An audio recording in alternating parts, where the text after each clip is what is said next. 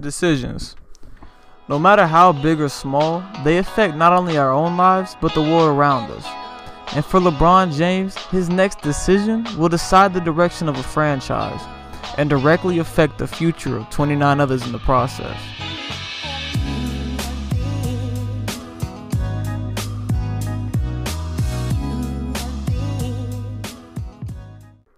LeBron is coming off one of the best seasons of his career. He averaged 27.5 points per game, which was his most since 2010, 9.1 assists per game, the most in his career, and 8.6 rebounds per game, which is tied for the most in his career.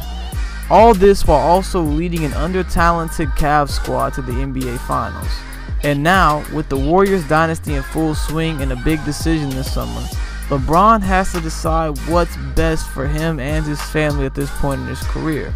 He's proven in both of his previous free agencies that he isn't afraid to make a big move in order to win a ring, including teaming up with other established stars in the league. That being said, one team stands out above the others as the perfect platform to make this new super team possible, and they seem to be emerging as the front runner to land LeBron. The Lakers provide LeBron with several reasons to take his talents to Los Angeles. The first being they're the most appealing destination for other top players.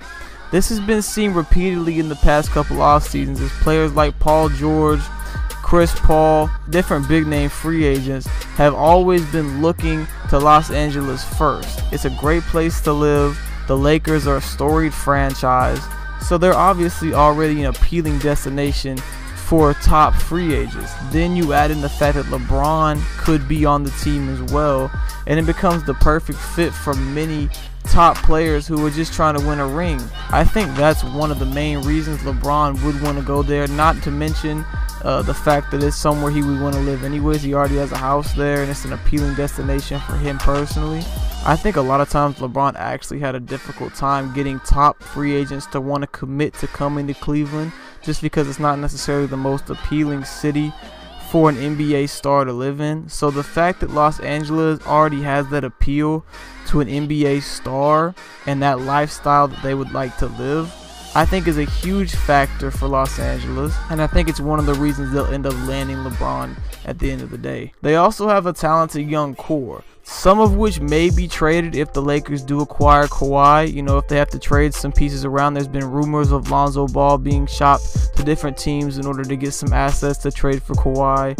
Obviously, Brandon Ingram was in talks for the trade with the Spurs for Kawhi. So if they end up getting Kawhi, some of those young core pieces, whether it be Kuzma, Lonzo, Julius Randle, or Brandon Ingram, someone's going to get moved.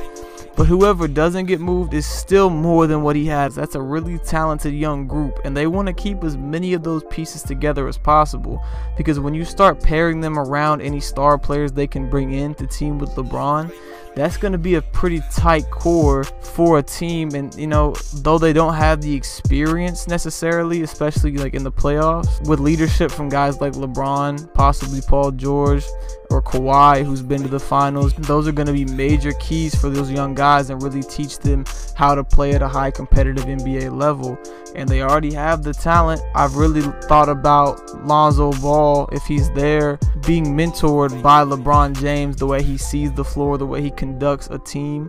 I think that could be huge for Lonzo's development in the future, as you know, the point guard of the future that the Lakers have made him out to be. Now, one of the biggest factors I think the Lakers have over any other team that's been in the discussion for teams LeBron would consider this summer, other than maybe the Celtics, is the fact that they have an established legacy as a team. I think there's a lot more pressure on LeBron in Cleveland because they didn't have a previous legacy of winning. So he felt the automatic pressure to create that legacy of winning. And to a certain extent, he did that, bringing the first ring to the city. However, I think in Los Angeles, that already has an established winning culture. You've got guys like Magic Johnson, Kobe Bryant working in the background, who have won multiple championships. They know what it takes to win. And I think that's going to take a lot of the pressure off LeBron personally. Allow him just to focus on winning games and not necessarily all the extra stuff that comes with establishing a legacy for a team that doesn't already have one in place. Now, what does LeBron signing with the Lakers mean for the rest of the NBA? I think that depends on how many other star players are willing to sign or end up in Los Angeles via trade. They would need to land both Paul George and Kawhi to be favored over Golden State in a series, which would obviously probably be the Western Conference Finals, which is insane how stacked the West will be if LeBron ends up going over there. But I think they have to land both Paul George and Kawhi to be favored.